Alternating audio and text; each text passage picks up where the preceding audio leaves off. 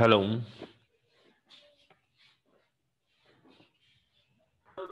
Yes. हाँ जी बच्चे, एक मिनट बच्चों को ज्वाइन करने में।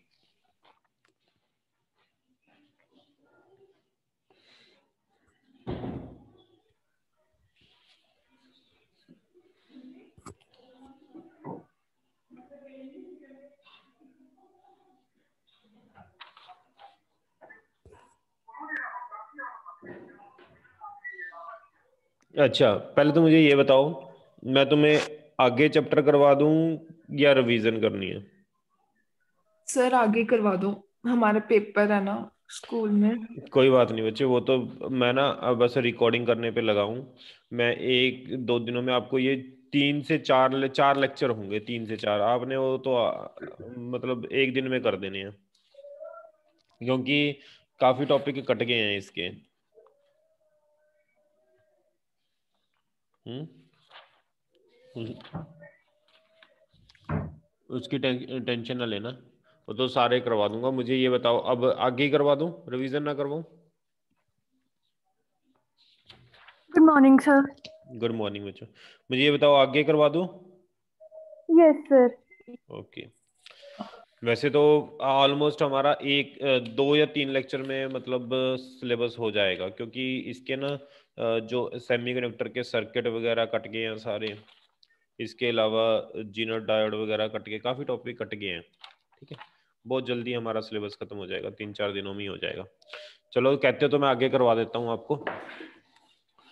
और इसके अंदर जो आज हमारा टॉपिक है वो है बच्चों इलेक्ट्रॉनिक डिवाइसेस। इलेक्ट्रॉनिक डिवाइसेस के अंदर बच्चों हम सबसे पहले तो चलते हैं, हमारे पास classification of material. Classification of material. Material को कितने पार्ट में डिवाइड किया जाता है? 3 पार्ट में। कौन कौन से? एक मेटल होते हैं, दूसरा हाँ जी सेमीकंडक्टर होते हैं, तीसरा बोलो कंडक्टर होते हैं, सॉरी इंसुलेटर होते हैं। मेटल्स को हम क्या बोलते हैं? कंडक्टर्स भी बोलते हैं। ये 3 तरह का मटेरियल होता है हमारा, conductor, semiconductor, insulator. On the basis of resistivity and conductivity. सबसे पहले तो जो मेटल्स और कंडक्टर होते हैं, मेटल्स और कंडक्टर जो होते हैं बच्चे, इनकी बोलोगे आपको रजिस्टिविटी क्या होती है? हाई होती है या लो होती है? मेटल्स और कंडक्टर की यस लो होती है। लो रजिस्टिविटी होती है। और कंडक्टिविटी क्या होती है इनकी? High high. कंडक्टिविटी होती है। अब कितनी लो होती है रजिस्टिविटी? वो होती है अप्रोक्सीमेटली 10⁻⁻² से 10⁻⁻8 ओम मीटर। कंडक्टिविटी कितनी होती है? 10⁻² टू 10⁻8 साइमन पर मीटर। ये यूनिट है कंडक्टिविटी की और रजिस्टिविटी की। दूसरा बच्चों मैं बात करूं अगर सेमीकंडक्टर की, इसकी रजिस्टिविटी क्या होती है? रजिस्टिविटी भी एंड कंडक्टिविटी दोनों इंटरमीडिएट लेवल पर होती हैं। दोनों होती हैं बच्चों जो वो इंटरमीडिएट लेवल। इंटरमीडिएट लेवल का मतलब रजिस्टिविटी इसकी कितनी होती है? रजिस्टिविटी और कंडक्टिविटी। ये उतारते जाना बच्चों, सारा थ्योरेटिकल चैप्टर है, सारी थ्योरी लिखवानी है मैंने, कुछ नहीं करवाना इसके अंदर। ये तो मैं आपको अगर 2 दिनों में खत्म करना होता मैं आपको रीड करवा देता, तो 2 दिनों में खत्म हो जाता। रजिस्टिविटी इसकी इतनी होती है, और कंडक्टिविटी जो होती है बच्चों वो होती है 10⁵ टू 10⁻0 सीमन पर मीटर। तीसरा अगर मैं बात करूं इंसुलेटर्स की, हाई, यस बच्चों, हाई क्या होगी इसकी इंसुलेटर की? रेजिस्टिविटी। और कंडक्टिविटी क्या होगी इसकी? लो कंडक्टिविटी। रेजिस्टिविटी हाई कितनी होती है? 10 की पावर 11 टू 10 की पावर 9 ओम मीटर। और कंडक्टिविटी कितनी होती है? 10 की पावर -11 टू 10 की पावर -19 सीवन मीटर। ये नोट कर लो बच्चों।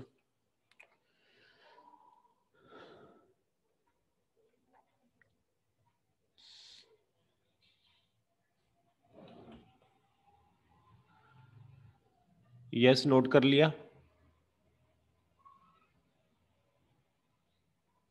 Yes, sir. मैं रब कर रहा हूं इसको।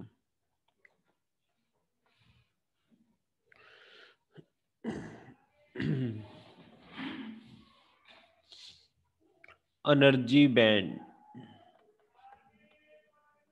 In solids. बच्चों एनर्जी बैंड क्या होता है सॉलिड के अंदर?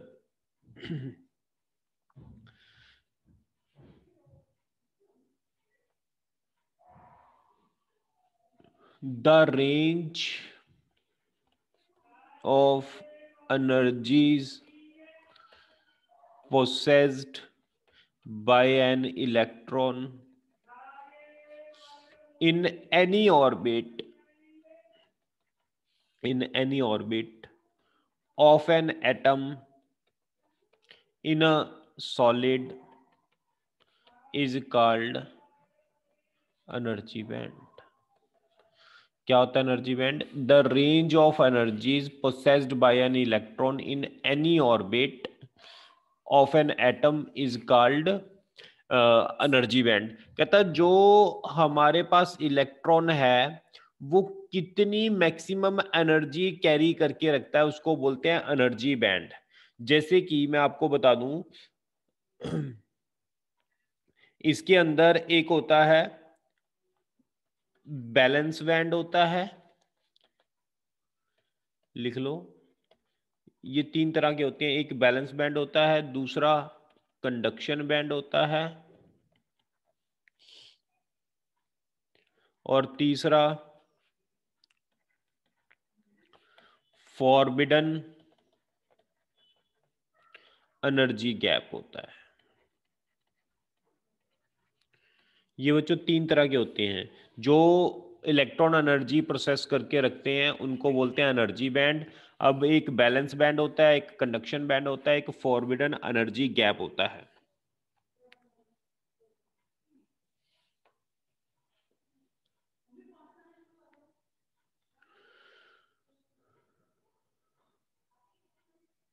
सबसे पहला मैं लिखता हूं बच्चों वैलेंस बैंड।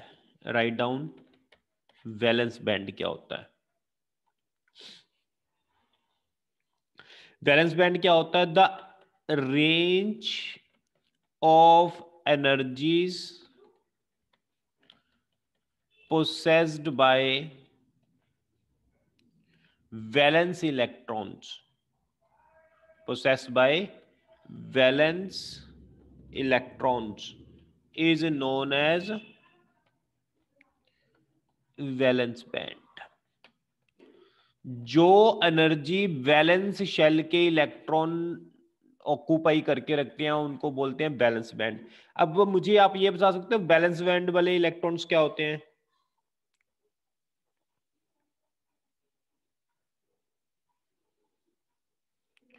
यस, कोई बता सकता है बच्चों बैलेंस बैंड वाले इलेक्ट्रॉन्स कौन से होते हैं? Yes,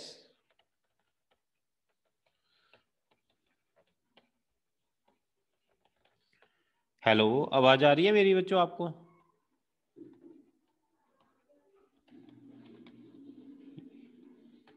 hello,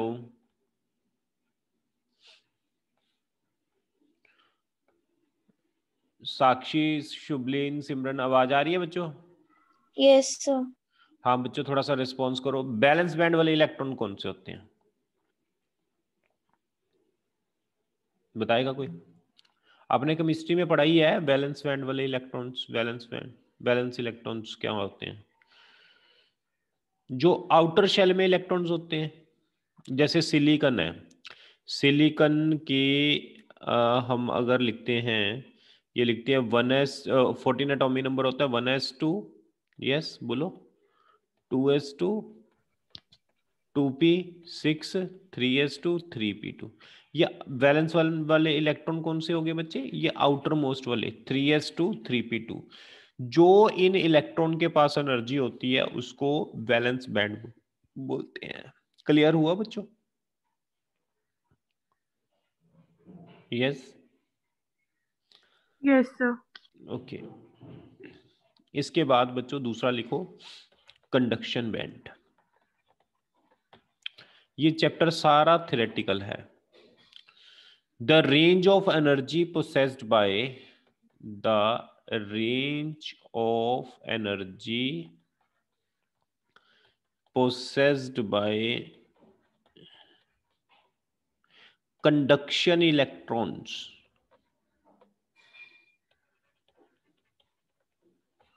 or free electrons in solid are responsible, ये मैं रब कर रहा हूं, नोट कर लो फटाफट।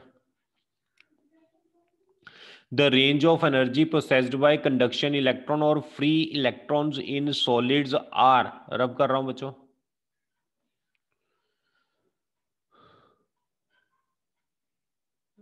द रेंज ऑफ इलेक्ट्रॉन क्या था? द रेंज ऑफ एनर्जी, द्वारा लिखा रहा हूं, पोसेस्ड बाय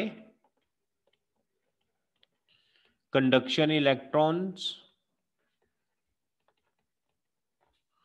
कंडक्शन इलेक्ट्रॉन्स और free electrons in solids are in solids responsible for conduction of electric current is known as conduction band।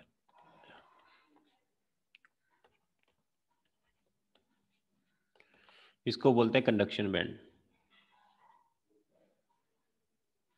all electrons in the conduction band are free electrons and have energies more than valence band electrons. बच्चों क्या कह रहा हूं मैं?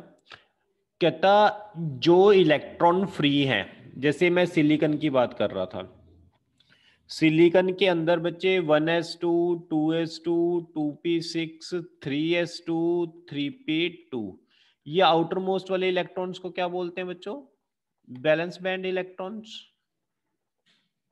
Yes, इनकी जो energy होगी, जिस रेंज तक ऑक्यूपाई करेगी रीजन को, उसको क्या बोलेंगे? बैलेंस बैंड बोल देंगे। अब बच्चों अगर इनमें से कोई इलेक्ट्रॉन फ्री हो गया, मान लो यहां से एक इलेक्ट्रॉन निकल गया, एक इलेक्ट्रॉन निकल गया, यहां से मान लो एक इलेक्ट्रॉन निकल गया, अगर ये एक इलेक्ट्रॉन निकल गया तो ये कहां चला जाएगा बच्चों? यस बोलो, कंडक्शन बैंड के अंदर चला जाएगा। समझ आया आपको? नहीं, कंडक्शन बैंड क्या होता है? कंडक्शन बैंड में फ्री इलेक्ट्रॉन होते हैं जो बॉन्ड नहीं बनाते, यानी आपने इसको एनर्जी दी या कुछ भी आपने किया कि एक इलेक्ट्रॉन बाहर निकाल दिया, उस इलेक्ट्रॉन को जो बाहर निकालेंगे उनकी जो एनर्जी जिस रेंज तक प्रोसेस करेगी, उस एनर्जी रेंज को हम कंडक्शन बैंड बोलेंगे और उनको कंडक्शन बैंड के इलेक्ट्रॉन्स बोलेंगे। बच्चों कोई डाउट है? No sir. Okay. No sir. तीसरा बच्चों, तीसरा है forbidden energy gap. Forbidden energy gap, the separation between conduction band and valence band in the energy band diagram is known as forbidden energy gap. अच्छा, हमने revision classes start करनी है, सभी ने बुक वाइव कर ली वो? Yes sir. किसने की है? Simran. Simran? Yes sir. Okay, और शुभलीन आपने की? साक्षी? नहीं, दिमाग से निकल गया। ओके, मैंने ना बुक सेलर से मंगवाई थी। यहाँ के जो ऑफलाइन के बच्चे हैं, शायद एक बुक बच गई है, एक या दो शायद। आप एक बार कंफर्म कर लेना, क्योंकि यहाँ से तो मिलती नहीं है, ये ऑनलाइन ही लेनी पड़ती है। यहाँ से हमने मंगवाई थी, हमें थोड़ी सी कॉस्टली मिली थी, 420 की मिली थी। अगर किसी ने लेनी है तो यहाँ ऑफिस पे आके पूछ सकते हो मैम से। शायद मैंने मंगवाई थी तो वो बच्चों ने ले ली, एक दो बच गई शायद, वो पूछ लेना आप। केमिस्ट्री की भी बची हुई है, ठीक है? मैं इसको रब कर रहा हूँ बच्चों। Okay sir. सर अगर लेनी हो केमिस्ट्री की तो ले सकते हैं आके? हाँ हाँ हाँ, दो बची पड़ी हैं शायद केमिस्ट्री की भी।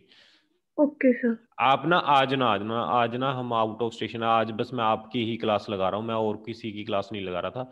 आज मैं आउट ऑफ स्टेशन जाना है, बस मैंने आपकी क्लास लगा के, मैं ना कल ट्राई कर रहा था भी आपकी मैं लगा दूँ।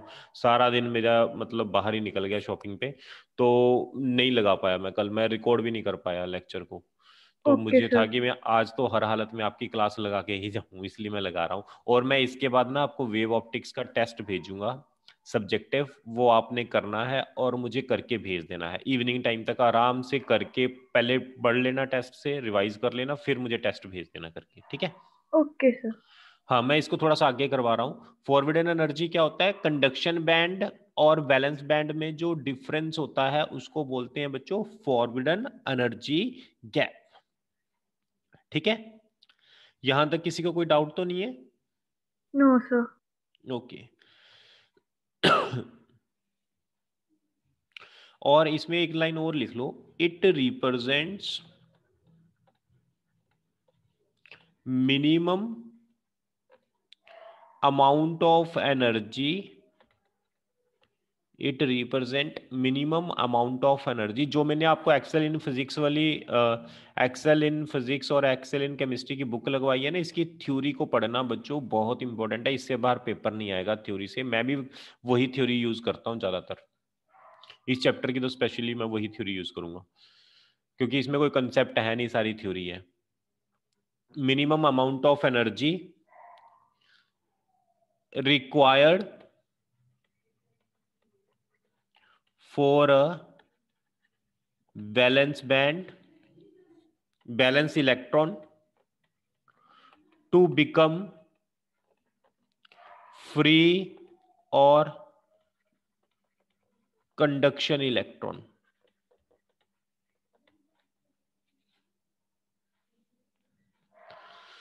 ठीक है, ये बताता है कि कितनी मिनिमम एनर्जी चाहिए इलेक्ट्रॉन को वैलेंस बैंड से शिफ्ट होने के लिए।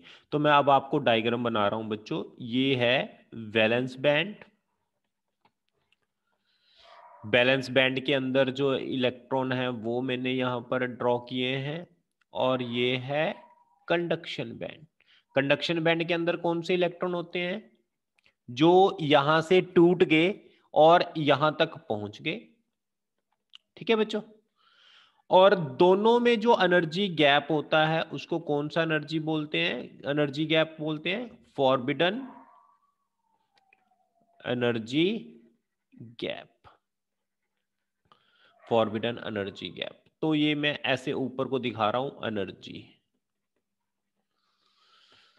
यस बच्चों, कोई डाउट है आपको? बैलेंस बैंड क्या होता है, कंडक्शन बैंड क्या होता है, फॉरबिडन एनर्जी गैप क्या होता है? किसी को कोई पूछना है इसमें?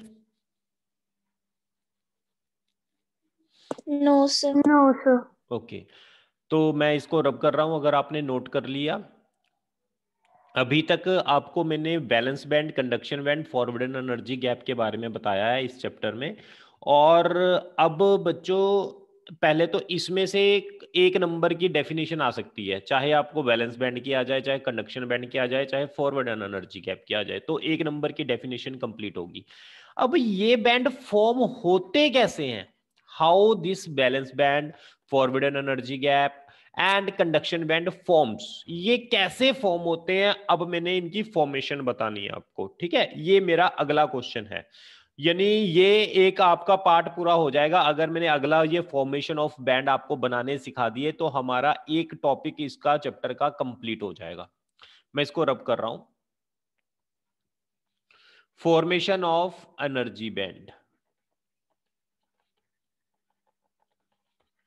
ये बैंड फॉर्म होते कैसे हैं बच्चों, हमारे पास दो एग्जांपल्स होंगी, एक सिलिकॉन की है और एक जर्मेनियम की है।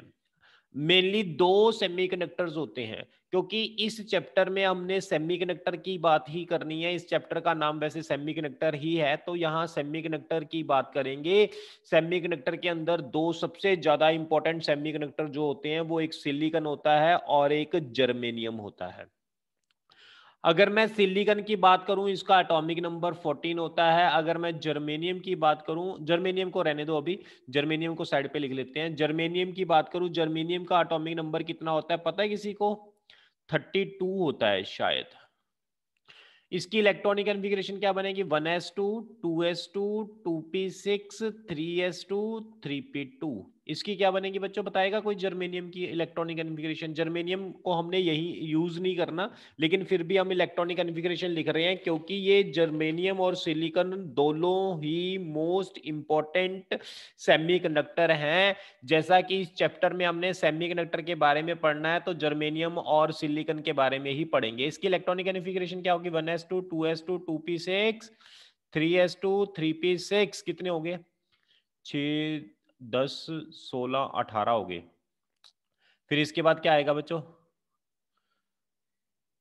18 हो गए। 3d10 28 हो गए। 4s2 30 हो गए। 4p2 32 हो गई। ये इलेक्ट्रॉनिक कॉन्फ़िगरेशन तो आपको आती है ना? Yes sir. हाँ, तो इसके आउटर मोस्ट में कितने हो गए? 4 इलेक्ट्रॉन्स। इसके आउटर मोस्ट में भी कितने हो गए? 4 इलेक्ट्रॉन्स। तो इसलिए दोनों को सेमीकंडक्टर बोला जाता है, क्योंकि सेमीकंडक्टर वो होता है जिसके आउटर मोस्ट में इंटरमीडिएट इलेक्ट्रॉन हो। इंटरमीडिएट का मतलब क्या है? देखना कितने इलेक्ट्रॉन आ सकते थे इसके पास, सिलिकॉन के पास 6 इसके पास आ सकते थे, 2 इसके पास, टोटल कितने आ सकते थे? 8। 8 में से कितने इलेक्ट्रॉन है बच्चे दोनों आउटर मोस्ट में? बोलो। 8 में से 4। तो इंटरमीडिएट हुआ ना, इंटरमीडिएट 4 इलेक्ट्रॉन्स हैं और 4 क्या है? एम्प्टी है। क्लियर? तो इसको इंटरमीडिएट लेवल में आते हैं, इसलिए सिलिकॉन और जर्मेनियम एक बहुत अच्छे सेमीकंडक्टर हैं। अब बच्चों मैं बात करता हूं सिलिकॉन की। सिलिकॉन के अंदर जो इलेक्ट्रॉन हैं, सिलिकॉन के अंदर जो इलेक्ट्रॉन हैं, देखना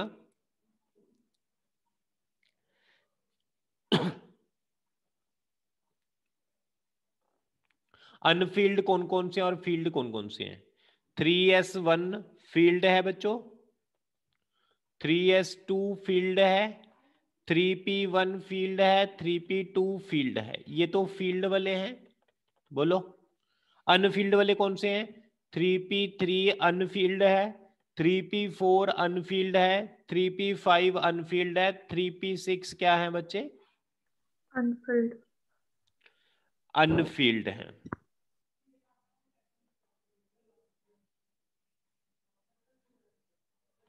ठीक, ये है अनफील्ड।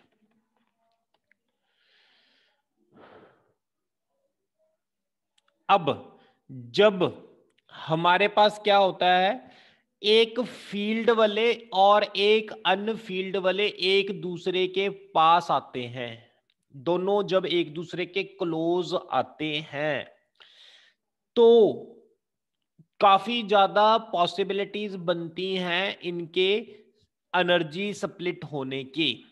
अब पहले बच्चों ये लिख लो, फॉर्मेशन ऑफ एनर्जी बैंड में आप ये चीज लिख लो सारी जो मैंने आपको लिखवाई है।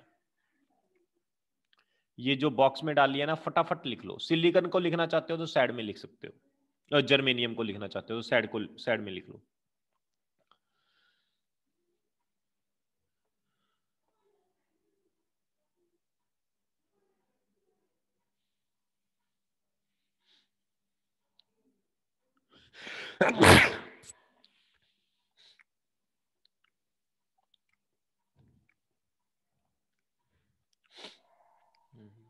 लिख लिया यहां तक? Yes sir.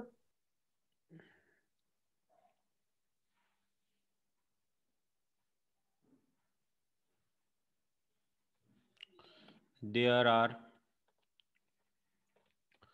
number of possibilities arise when surrounding atoms brought close to each other। जब इनको हम एक दूसरे के पास लेकर आते हैं, इन एटम्स को, इन एटम्स के इलेक्ट्रॉन्स को, तो नंबर ऑफ पॉसिबिलिटीज बनती हैं। There are number of possibilities arise when surrounding atom brought close to each other. मैं रब कर रहा हूं इसको। तो आपने एक डायग्राम बनानी है बच्चों, ये ऐसे, ये ऐसे। यहां पर बना लो 1s2, यहां पर बना लो 2s2, यहां पर बना लो 2p6, यहां पर बना लो 3s2, यहां पर बना लो 3p2। एक मिनट, 3p2 3s2। हाँ जी बच्चों, ये देखो, जब सेपरेशन हम रख रहे हैं, इनके बीच में सेपरेशन R = D। जब सेपरेशन इन आउटर मोस्ट के बीच में जो सेपरेशन है बहुत ज्यादा है, तो P वाले इलेक्ट्रॉन और S वाले इलेक्ट्रॉन बिल्कुल अलग हैं। बच्चों ध्यान से समझना, जब R सेपरेशन दोनों में आउटर मोस्ट वाले S और P में बहुत ज्यादा है, तो S वाले इलेक्ट्रॉन अलग हैं और P वाले इलेक्ट्रॉन अलग हैं। बच्चों कोई डाउट है? एट सेपरेशन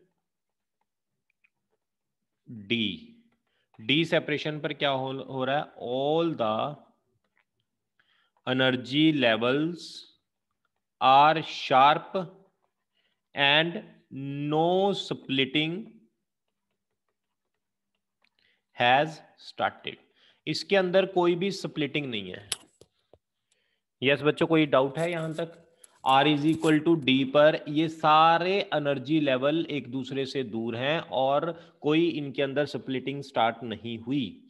जैसे ही मैंने सेपरेशन कम की, अब बच्चों देखो, सेपरेशन में पहुंच गया R = C पर, D के बाद मेरे पास सेपरेशन आ गई R = C पर आ गई। इसको मैं थोड़ा सा रब कर रहा हूं। ओहो, ये पूरा रब हो जाता है एक तो। अब मैं सेपरेशन चल रहा हूं R = C पर, ये मेरी आ गई R = C। सेपरेशन कम कर दी बच्चों। यहां पर इंटर एटॉमिक स्पेसिंग है R, और यहां पर जो बच्चों है एनर्जी ऊपर को। अगर मैंने सेपरेशन कम कर दी तो ये जो इन दोनों के अंदर सेपरेशन कम होने से बच्चों ये ऐसे इनके बीच में डिफरेंस कम होता जाएगा। ऐसे कम होते होते R = C पर सेपरेशन बिल्कुल कम हो गया। ठीक है, लिख लो।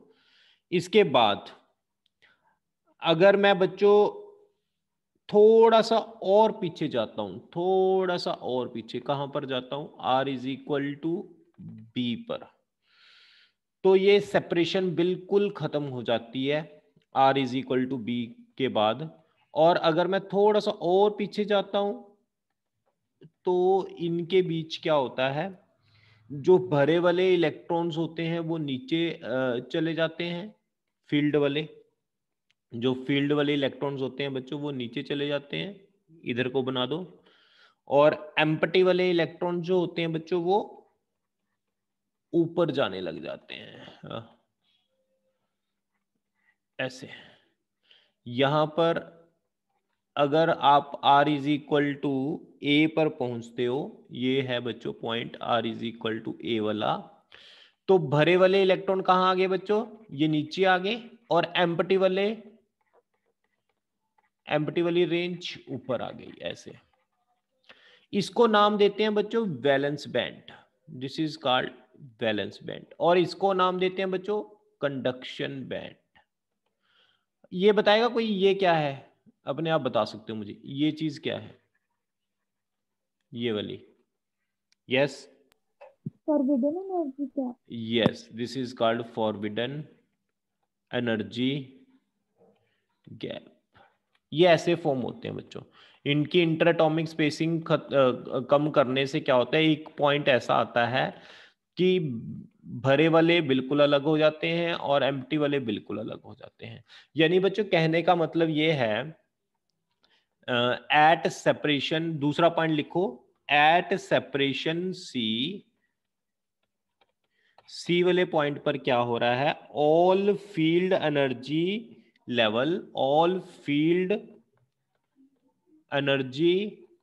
levels and unfilled energy levels splits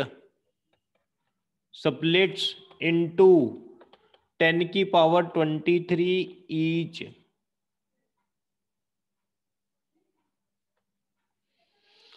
split into 10 की पावर 23 each लिखने की जरूरत नहीं है,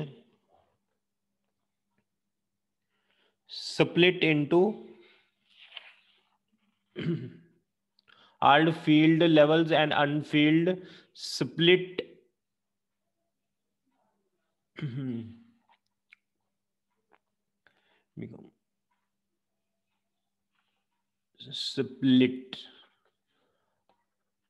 स्प्लिट्स लिख देना, यहां तक लिख दो बस स्प्लिट्स। देखना बच्चों, अब हमारे पास R इज इक्वल टू सी पर जाकर ये स्प्लिट करना स्टार्ट कर गए, इनके बीच का डिफरेंस 0 हो गया। तो इस वाले पॉइंट पर बच्चों क्या होगा, जो फील्ड वाले हैं, फील्ड वाले कितने थे बच्चों, 4n फील्ड वाले थे और 4 एम्प्टी वाले थे। देखना मैंने आपको क्या बताया था, 4 फील्ड वाले थे बच्चों, 4 एम्प्टी वाले थे। फील्ड वाले बताओगे कौन कौन से थे, 3s1 3s2 3p, बोलो 3p1 3p2, ये फील्ड वाले थे। अनफील्ड वाले कौन से थे बच्चों, 3p3 3p4 3p5 3p6, ये मिक्स हो जाएंगे बच्चों। यानी 4n फील्ड 4n एम्प्टी, ये फील्ड होके क्या बन गया, ये टोटल क्या बन गया बच्चों, 8n बन गया। अब 8n में से मैं आपको क्या लिखूंगा, देखना 4n फील्ड है 4n एम्प्टी है, तो 8n का मतलब क्या है, इसके अंदर 4n फील्ड है और 4n क्या हो गए बच्चों, एम्प्टी हो गए। यहां तक देखो आपको क्लियर है ये पॉइंट कि नहीं, यस बच्चों। Yes sir. इसके बाद मैं आपको थर्ड पॉइंट लिखवा रहा हूं, सेपरेशन बी सेपरेशन पर क्या हो रहा है, सेपरेशन बी पर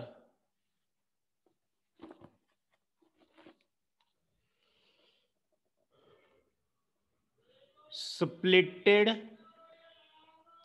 atoms form overlapped with each other, फिर ये ओवरलैप करने लग गए थे, ऐसे था। ये R is equal to b यहां पर था कहीं, R is equal to b में बच्चों यहां पर था R is equal to b, ये था मेरा R is equal to b वाला पॉइंट। इसके बाद R is equal to b point के बाद बच्चों क्या हो रहा है, ये फील्ड वाले अलग चले गए, बोलो, इनको बैलेंस बैंड बोल देते हैं। एम्प्टी वाले ऊपर चले गए, इनको क्या बोलते हैं, कंडक्शन बैंड। दोनों के एनर्जी को क्या बोलते हैं, फॉरबिडन एनर्जी गैप। अब बच्चों अगले पॉइंट पे देखो, जब मैंने R इज इक्वल टू ए किया तो अगेन रीडिस्ट्रीब्यूशन हुई।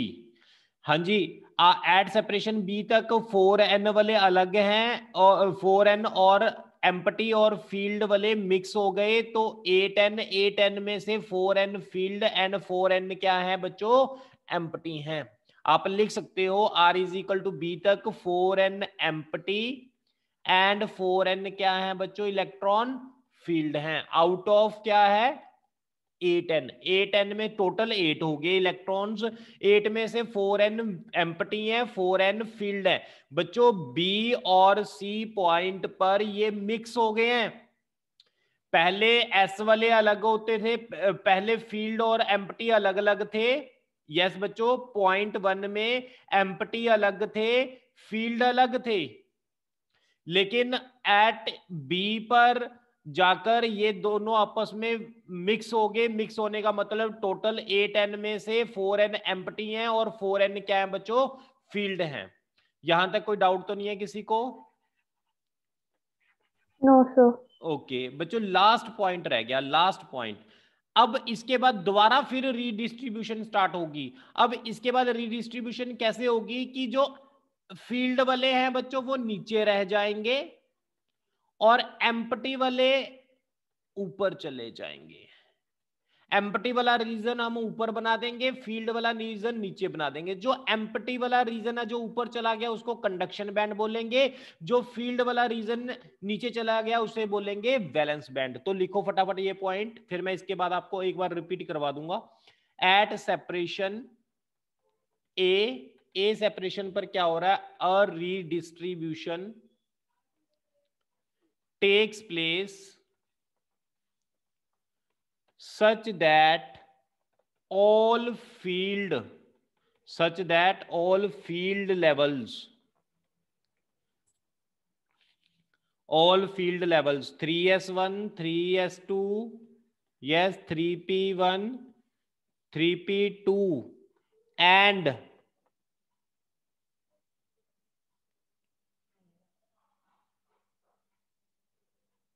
splitted form make the balance band. ये फील्ड वाले क्या बनाएंगे बच्चे, बैलेंस बैंड।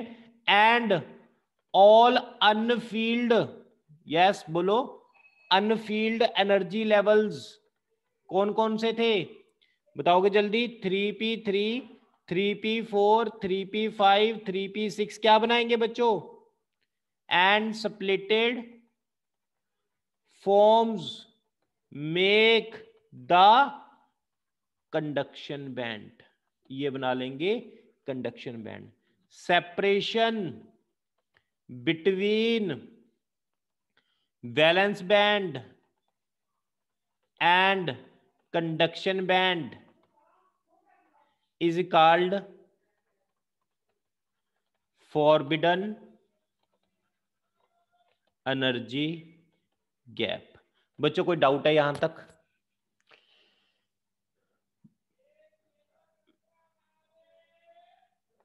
देखना, नोट कर लिया आपने यहां तक? यस। ओके, मैं इसको रब कर रहा हूं। बच्चों पहले क्या था, एस और पी वाले और एम्प्टी वाले जो थे मिक्स्ड थे, सॉरी अलग अलग थे। फिर बाद में क्या हुआ, ये एम्प्टी वाले फील्ड वाले 4n थे, एम्प्टी वाले 4n थे, ये मिक्स हो गए 8n, ये बी और सी पर हो गया। बाद में जो ये फील्ड वाले थे वो नीचे आ गए, एम्प्टी वाले थे वो ऊपर चले गए, दोनों के अंदर गैप क्रिएट हो गया जिसे फॉरबिडन एनर्जी गैप बोलते हैं। और आज आपका टेस्ट है ऑप्टिक्स का, वेव ऑप्टिक्स का। मैं आपको टेस्ट बच्चों भेज देता हूँ, ठीक है, सब्जेक्टिव टेस्ट होगा, आप रिवाइज कर लेना।